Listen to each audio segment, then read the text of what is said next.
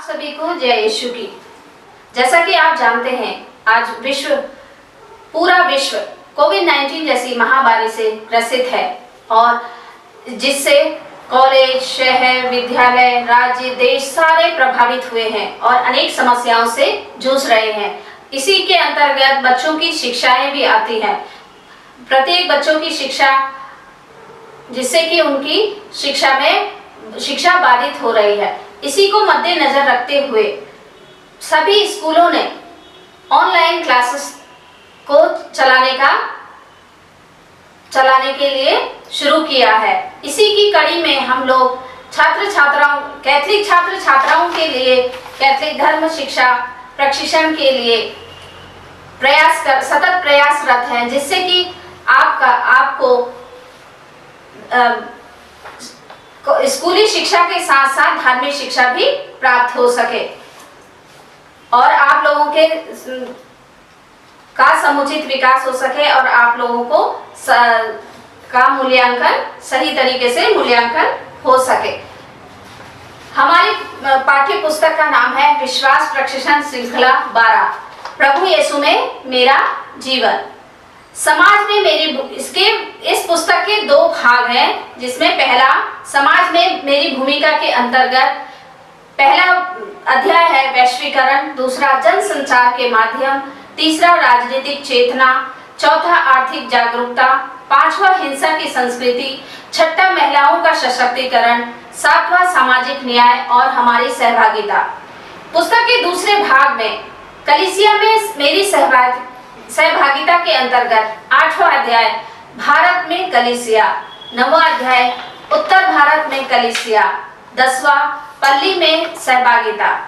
इन सभी पाठों का उद्देश्य है कि आधुनिक समाज, आधुनिक परिवेश और आधुनिक परिस्थिति में किस तरह हम अपने जीवन यापन को कर सके। जिस प्रकार एक बच्चे के विकास के लिए बौद्धिक और शैक्षिक विकास के लिए प्रशिक्षण की जरूरत होती है, क्लासेस की जरूरत होती है, उसी प्रकार हमारे आत्मिक विकास के लिए धर्म प्रशिक्षण की जरूरत होती है, और जिससे कि हमारा बौद्धिक और शारीरिक विकास के साथ साथ हम लोगों का हमारा आत्मिक विश्वास आगे बढ़ सके और उसमें हम किसी भी सामाजिक परिस्थिति और घटनाओं में हम लोग अपना विश्वास न खो सके और हमारा आत्मिक विकास हो सके। आज के पहला पाठ, हमारी पुस्तक के पहले भाग में पहला पाठ है वैश्वीकरण। आप बच्चों, आपने पुस्तक के पहले पाठ में पहले पेज में देखा होगा कि चित्र दिए हैं, जैसे car, TV, fridge, washing machine और वस्त्र आदि। क्या आपने कभी सोचा है ये कहां से आते हैं और किस तरीके से बनाए जाते हैं और किस तरीके से ये हम तक पहुंचते हैं? तो इन सब चीजों को आपने कभी अपने दिमाग में, अपने मन में सोचा है कि इन वस्तुओं का प्रयोग करते हैं, इनका सकारात्मक पहलू क्या है और नकारात्मक पहलू क्या है, जिससे जो भी आपने अपने घर में देखिए, आपके घर में कितनी देसी वस्तुएं हैं, कितनी विदेशी वस्तुएं। आप अपनी कॉपी में एक लिस्ट बनाइए कि देखिए कि उसमें आपके घर में क्या क्या वस्तुएं हैं। उन सबको समझने से पहले हम लोग देखेंगे कि वैश्वीकरण क्या है। वैश्वीकरण का शाब्दिक अर्थ है स्थानीय या क्षेत्रीय वस्तुओं या घटनाओं के विश्व स्तर पर रूपांतरण की प्रक्रिया है।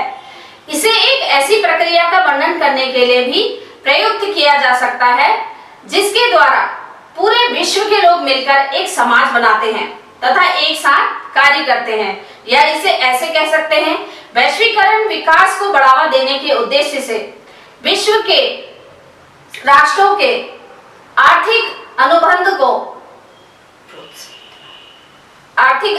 को प्रस्तुत करना की एक प्रक्रिया है। अब आगे देखिए आप, वैश्वीकरण क्या है। वैश्वीकरण एक सतत प्रक्रिया है जिसमें दुनिया के सभी देश एक दूसरे से आर्थिक, राजनीतिक और सामाजिक रूप से संबद्ध होते हैं। इस प्रक्रिया के रूप में फलस्वरूप सूचनाओं का आदान प्रदान, स्वतंत्र प्रवाह, जानकारियां, आविष्कार और कला कौशल, तकनीकी तथा औद्योगिकी और विभिन्न प्रकार की वस्तुएं संपूर्ण विश्व के हित में, जनहित में, साधारण जन हेतु सर्वसुलभ होती जा रही है। अब हम वैश्वीकरण को बाइबिल के परिप्रेक्ष्य में देखते हैं कि बाइबिल में हम लोगों को किस तरीके से बताया गया है कि वैश्वीकरण क्या है। तो मैं आप लोगों से कहूंगी, आप जैसा कि मैंने आपसे पहले बताया था कि आप लोग जब भी बाइबिल प्रशिक्षण के लिए बैठे, धर्म शिक्षा के प्रशिक्षण के लिए बैठे, तो आप लोग अपने साथ बाइबिल जरूर लेके आए, जिससे कि आप लोगों को आधुनिक परिवेश में, आधुनिक उसमें आपको कैसे जीवन बिताना है, उससे आप लोग मार्गदर्शन ले सके और आपका व्यक्तित्व का सही और समुचित रूप से विकास हो सके। तो मैं आप लोगों से अनुरोध करूंगी कि आप लोग अपनी बाइबिल खोलें और उसमें सर्वप्रथम आमोस का 8वें ग्रंथ का 4वीं लाइन से लेकर 8वीं लाइन तक देखें। मैं इसके लिए आपके लिए पढ़ना चाहूंगी, बाइबिल से मैं आपके लिए ये लाइनें पढ़ना चाहूंगी। तो आइए हम लोग धर्म ग्रंथ से इस पाठ को देखते हैं। आमोस का ग्रंथ 8वां अध्याय की 4थी लाइन से। लालच, तुम लोग मेरी यह बात सुनो, तुम जो दीनहीन को रौंदते हो और देश के गरीबों को समाप्त कर देना चाहते हो। तुम कहते हो अमावस का पर्व कब बीतेगा जिससे हम अपना अनाज बेच सकें, विश्राम का दिन कब बीतेगा जिससे हम अपना गेहूं बेच सकें। हम अनाज की नाप छोटी कर देंगे, रुपये का वजन बढ़ाएंगे और तराजू को खोटा बनाएंगे। हम चांदी के सिक्के से दरिद्र को खरीद लेंगे और जूतों की जोड़ी के दाम पर कंगाल को। हम गेहूं का कचरा तक बेच देंगे। इसके बाद हम संत मती के सुसमाचार से देखेंगे 7वें अध्याय के 12वीं लाइन। दूसरों से अपने प्रति जैसा व्यवहार चाहते हो, तुम भी उनके प्रति वैसा ही किया करो। यही संहिता और नबियों की शिक्षा है। जैसा कि आपने अभी बाइबल से पाठ सुना, इस पाठ को यहाँ पर रखने का ये आशय है, जैसे हम लोगों का पाठ है वैश्वीकरण, तो वैश्वीकरण के अंतर्गत जैसे हमारा भारत जो है, भारत देश है, द्वितीय चरण में प्रवेश कर चुका है।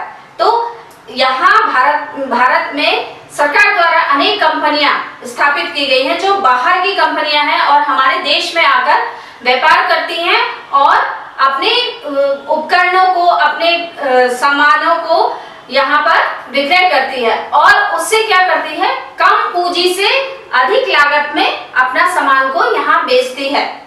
और जैसा कि हम जानते हैं भारत में भी अनेक कंपनियां हैं, कारखाने हैं, कल कारखाने हैं जिनमें सामान बनाया जाता है, लेकिन मनुष्य का स्वभाव क्या है कि वो देशी वस्तु के पीछे न जाकर विदेशी वस्तुओं की तरफ जाता है और उसको उसकी तरफ आकर्षित होकर उसको तुरंत खरीदने के लिए कोशिश करता है। तो ये जो विदेशी कंपनियां हैं, ये भारत जैसे देश में, विकसित देश में, बाहर के विकसित देश की कंपनियां आके भारत देश में अपनी कंपनियां स्थापित करती हैं और लोग उनको खरीदते हैं, लेकिन वो अपने जो उपकरण है या वस्त्र है, वॉशिंग मशीन, आधुनिक तकनीक से संबंधित चीजें हैं, इन सबको क्या करती है, भारत में कम पूंजी, कम लागत में उसको स्थापित करती हैं और दुगने मूल्य में उसको हम ही को और आप लोगों को दुगने मूल्य में बेचती है। क्या कभी आप सोचते हैं इससे क्या होता है,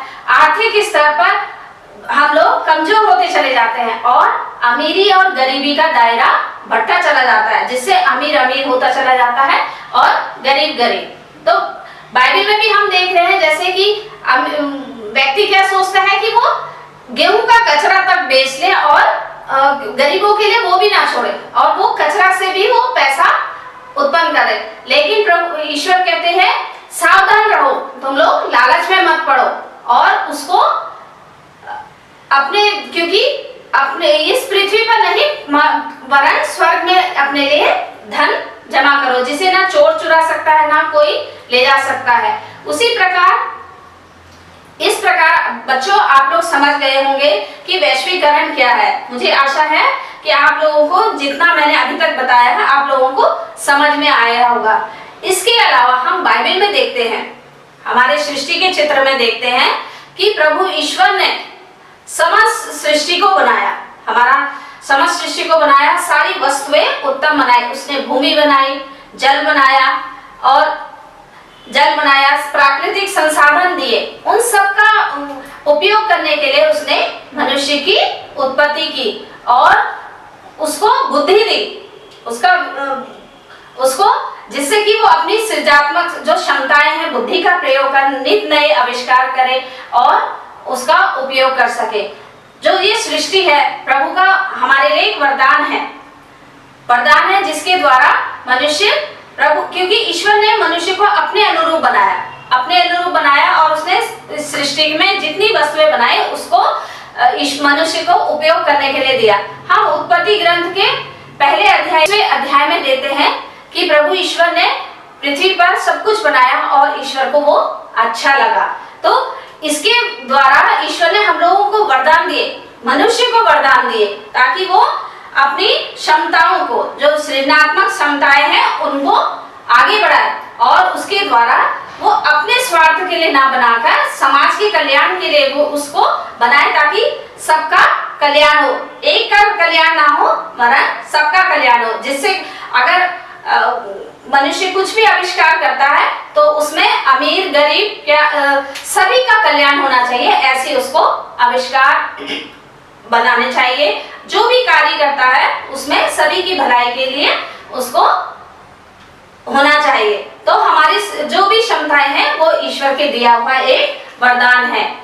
और जो ईश्वर का जो ये वरदान है ये केवल हमारे शारीरिक बौद्धिक विकास के लिए नहीं है वरन हमारे आत्मिक कल्याण के लिए भी होना चाहिए। ईश्वर के द्वारा हमें अनेक वरदान दिए गए हैं, हमें प्रतिभाएं दिए गए हैं, नए विचार जिसके द्वारा वो नए नए आविष्कार करता है, तकनीकी विकास में आगे बढ़ता है और संपत्ति और प्राकृतिक खनिज स्रोत आदि उन्होंने हमें दिए हैं।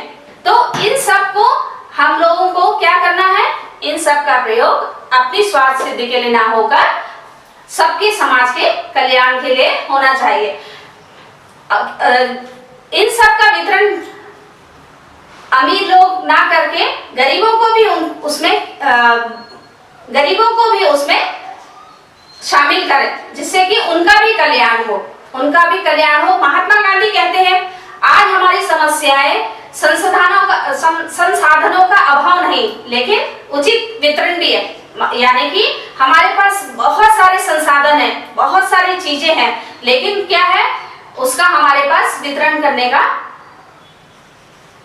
में असमानता है।